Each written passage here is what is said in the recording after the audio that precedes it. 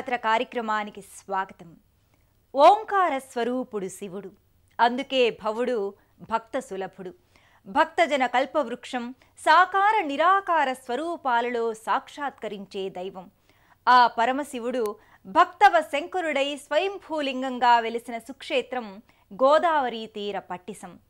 ముక్కంటి తన జటాజూటం నుంచి ఉద్భవింపజేసిన వీరభద్రుడితో దక్ష సంహారం గావించిన ఆయుధం పట్టిసం చేబూని తాండవమాడిన పవిత్ర స్థలి ఇది.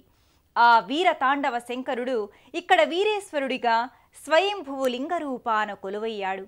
పోలవరం మండలంలోని పట్టిసాచల క్షేత్ర శ్రీ వీరేశ్వర స్వామి ఆలయ విశేషాలను నేటి తీర్థయాత్రలో వీక్షిద్దాం.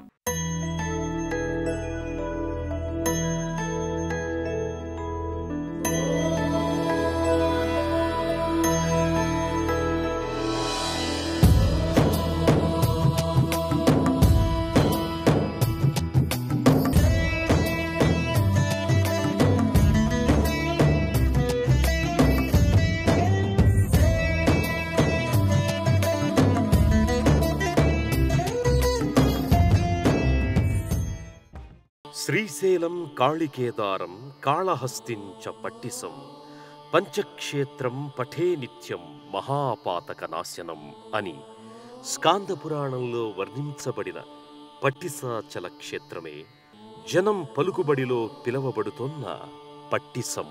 గోదారి కెరటాల ఓంకారనాదాల మహాశైవక్షేత్రం ఈ వీరేశ్వర స్వామి ఆలయం. వ్యాసమహర్షి పేర్కొన్న పంచశైవ క్షేత్రాలలో ఒకటైన శివక్షేత్రమిది. భద్రకాళి సమేతంగా విరాజిల్లుతోన్న ఈ ఆలయం గోదావరి నదీ పరివాహక ప్రాంతమైన పోలవరం మండల ఎస్టేటు జమీందార్ శ్రీ కొచ్చెర్లకోట వంశీయులు నిర్మించిన ఈ వీరేశ్వరాలయం నేటికి ప్రసిద్ధ శైవక్షేత్రమై వెలుగొందుతోంది. గోదారమ్మ అలలను తోసుకుంటూ శివుని గుడికి దారి తీసుకుంటూ సాగే పడవ ప్రయాణం ఎంతో ఆహ్లాదకరంగా ఉంటుంది. గోధూళి రంగు ఇసుక తిన్నెలకు నీలిరంగు చీరల నీటి తళతళలతో గోదావరి నది పర్యాటకులకు కనువిందు చేస్తుంది. పాపికొండల నడుమ గోదారమ్మ హొయలుమీరుతూ ప్రవహిస్తూ పట్టిసాచల క్షేత్రానికి అపురూపమైన సొగసులనందిస్తోంది.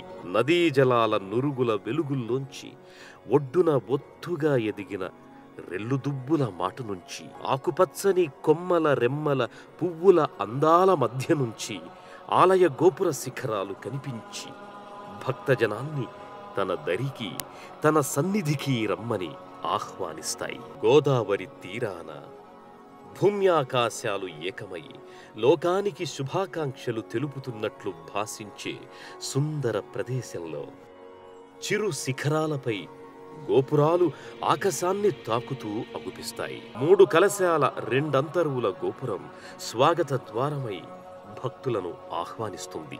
ఆలయాన్ని సమీపిస్తున్నంతలోనే అల్లంత దూరం నుంచే విరాట్ రూపంలో ఆంజనేయుని భారీ విగ్రహం కనిపిస్తుంది. పండు అనుకుని సూర్యబింబాన్ని తినబోయి మూతి కాల్చుకున్న బాలాంజనేయుని ఆనవాలుతో ఎర్రని దవడలు, పసుపు వర్ణ వదనం, పెద్ద తిరునామం, విశాల నయనాలు, స్వర్ణ మకుటం, నేలమీద ఆంచిన గద, కుడిచేయి అభయముద్రతో ఆ మారుతి విశ్వరూపుడై ఇక్కడ దర్శనమిస్తాడు. విరాట్ ఆంజనేయుని పాదాల చెంత తిరునామాంకిత హనుమ అర్చామూర్తి అర్చనాదిహారతులు అందుకుంటోంది. గగనమండలాన్ని తాకుతున్నవా అన్నంత ఎత్తుగా 2 ధ్వజస్తంభాలు శైవాగమ సంప్రదాయాన్ని ఎలుగెత్తి చాటుతుంటాయి. ఆలయ ప్రాంగణంలోకి ప్రవేశించిన భక్తులకు ఎడమవైపున వక్రతుండ వినాయకుడు శిల్పితమై ఉంటాడు. పరమశివుని హస్తభూషణమైన త్రిశూలం ప్రతిష్ఠితమైన తీరు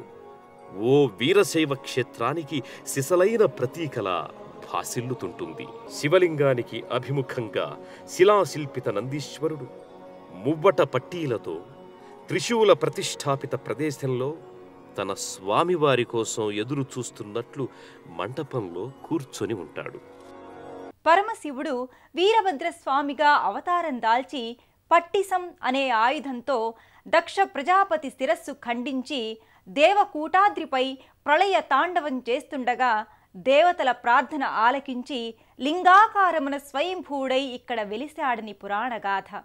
అంతటి ప్రశస్తమైన ఆలయంలో వీరేశ్వరుడుగా కొలువై దర్శనమిచ్చే గర్భాలయ శివలింగ దర్శనం చేసుకుందాం రండి. పంచాక్షరీ దేవదేవుడైన పరమశివుడు వీరేశ్వర స్వామిగా స్వయంభువు లింగరూపాన దర్శనమిస్తాడు. చతురస్రాకార పానబట్టం మీద శివలింగం, దానికి కెంపుల సొంపులతో 5 పడగల నాగేంద్రుడు వెండి గొడుగులా శోభిస్తుంటాడు. గర్భాలయంలో వీరేశ్వర లింగం మీద స్వర్ణవర్ణ లోహ ముఖాకృతి అమర్చి ఉంచుతారు. మీసాలు, త్రిపుండ్రాలు, త్రినేత్రంతో శ్వేతవర్ణ వస్త్రం పైవలువగా అలంకరించుతారు. శిరస్సుపై ఆకాశగంగా కలశధారలతో అనుక్షణం అభిషేకం జరుగుతుంటుంది. ఈ స్వామిని అర్చనాది కర్పూర నీరాజనాలతో భక్తులు సేవించుకుంటారు. గర్భాలయం చెంతనే ఉన్న భద్రకాళి అమ్మవారు కెంపుల రజత కిరీటంతో, నుదుట ఎర్రని తిలకంతో, విశాల నయనాలతో దర్శనమిస్తుంది. ఎర్రని వస్త్రం ధరించి ప్రసన్న వదనంతో, ఎదుట పూజార్చనల కుంకుమ రాశితో సౌభాగ్య సంధాయినిగా భాసిస్తోంది అమ్మ. ఈ పటిసాచల క్షేత్రం చాలా దివ్యమైన, అమోఘమైనటువంటిది. గోదావరి నది మధ్యలో ఉండటం చేత దీనికి మరింత పవిత్రత. ఈ పటిసాచల క్షేత్రంలో ప్రతిరోజు కూడా తెల్లవారుజామున 6 గంటల నుంచి దేవాలయంలో నిత్యపూజాది కార్యక్రమంలో ప్రారంభమై సాయంకాల సమయం వరకు కూడా నిత్యదోపదీప నైవేద్యాలతో ప్రతి నిత్యము కూడా దేవాలయంలో కొనసాగుతూ ఉంటుంది. ఇక్కడ ప్రత్యేకమైనటువంటి ఉత్సవం కార్తీక మాసం, మహాశివరాత్రి, మాఘమాసం. మహాశివరాత్రి ఇక్కడ వైభవేతంగా జరుగుతుంది. మహాశివరాత్రి రోజునే రాత్రి లింగోద్భగాల సమయంలో స్వామివారికి అభిషేక కార్యక్రమములు, తదుపరి స్వామివారిని వీరభద్ర సంబరంతో ఉత్సవం జరిపించడం ఇక్కడ ప్రత్యేకత. శైవ వైష్ణవ అభేదాన్ని చాటేందుకు ఆలయాలలో ఇరుదేవుళ్ల సంగమ సన్నిధిగా రూపొందాయి. అటువంటి సత్సంప్రదాయంలో ఈ వీరేశ్వరుడి సన్నిధి కూడా శివకేశవులు ఇరువురు కొలువై ఉన్నారు. క్షేత్రపాలకుడైన శ్రీ భావనారాయణ స్వామి సింహతోరణం కింద కొలువై ఉన్నాడు. సుశోభితుడై కిరీటాన్ని ధరించి తిరునామం దిద్దుకొని లోహరచిత నయనాలతో అలరారుతుంటాడు. అనేక శిరస్సుల నాగేంద్రుడు పడగలను గొడుగులా పట్టి ఉంటాడు. అరుణ వస్త్రం, మెడలో ఆభరణాలు, తెల్లని పంచకట్టుతో భావన్నారాయణుడు దర్శనమిస్తాడు. పక్కనే సింహముఖ రామచిలుకల తోరణం కింద శిలామకుటధారిణి అమ్మవారు కూడా భక్తుల పూజలందుకునేందుకు కొలువు తీరి ఉంది. ఆయా విగ్రహమూర్తుల పాదభాగాన ఉత్సవ స్నపన బేరాలు దీపశిఖల కాంతులలో హారతులందుకుంటూ భక్తులను ఆశీర్వదిస్తుంటాయి. శైవాలయంలో కొలువుదీరి శివకేశవ అభేదాన్ని చాటుతున్నారు. శైవాలయమైన వైష్ణవ మతబోధకులైన ఆళ్వార్లు కూడా ఓ ప్రత్యేక మందిరంలో పూజలందుకోవడం ఈ ఆలయ శైవ వైష్ణవ సమైక్యత భావనకు ప్రతీక.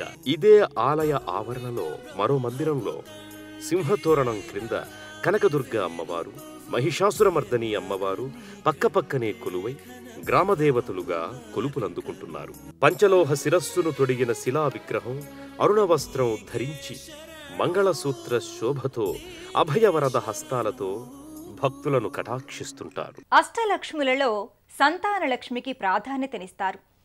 సంతానవంతులు కానివారు ఈ ఆలయంలోని అనిస్త్రీ, పుణిస్త్రీ దేవతలను ప్రత్యేకంగా అర్చిస్తారు. ఆ విలక్షణ దేవతలను మనము చూచి తరిద్దాం.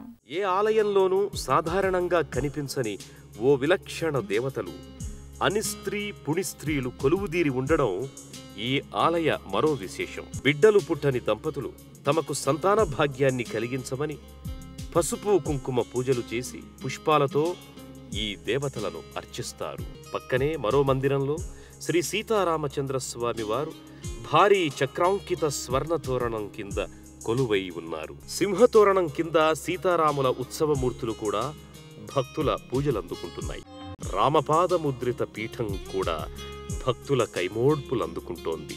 సంపూర్ణ లోహ కవచం, స్వర్ణ కవచం, స్వర్ణ కిరీటం, ఎర్రటి వస్త్రం ధరించిన దాసాంజనేయ స్వామి కూడా ఇక్కడే కొలువుదీరి భక్తుల అంజలులు స్వీకరిస్తుంటాడు. మరో మందిరంలో సరస్వతీదేవి పాలరాతి విగ్రహం ముగ్ధమోహనంగా దర్శనమిస్తుంది. చిన్న విగ్రహమైన చిరుదరహాసిని అయి అపార కరుణా దృక్కులతో విద్యామాత గోచరిస్తుంది. వేరే మందిరంలో లక్ష్మీ సహిత గణపతి ఓ సుందర శిలా శిల్పంగా అలరారుతోంది. విస్తరించిన చతుర్భుజాలలో వివిధ ఆయుధాలు ధరించి కుడివైపుకు తిరిగిన తొండంతో చెంత దేవేరితో దర్శనమిస్తాడు స్వామి.